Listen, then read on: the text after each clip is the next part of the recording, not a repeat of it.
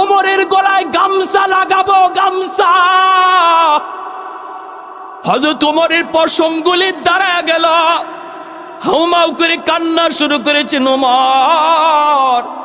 কিন্তু এরপরও নিজের পরিচয় ওমর দেন না, পরিচয় দেন না। ওমর কান্দেন আর বলেন, মা গো, তুমি এত কষ্টে আছো, এই কথাটা তুমিও তো খলিফাকে জানাইতে পারতা। কারণ ওমর খুব ব্যস্ত মানুষ, হয়তো খবর নিতে পারে না, তুমিও তো তার একটু খবর দিতে পারতা। মহিলায় বলতেছে, মুসাফির, তাহলে তুমি আমার নবীর হাদিস জানোই না? আমার নবী বলেছেন, বাদশাহ জনগণের খবর নিবে, চেয়ারম্যান জনগণের খবর নিবে, মেম্বার জনগণের খবর নিবে, এমপি জনগণের খবর নিবে, জনগণ তাদেরকে খবর দিবে না। এটা হলো আবার নবীর হাদিস। তুমি কি হাদিসটাও জানো না?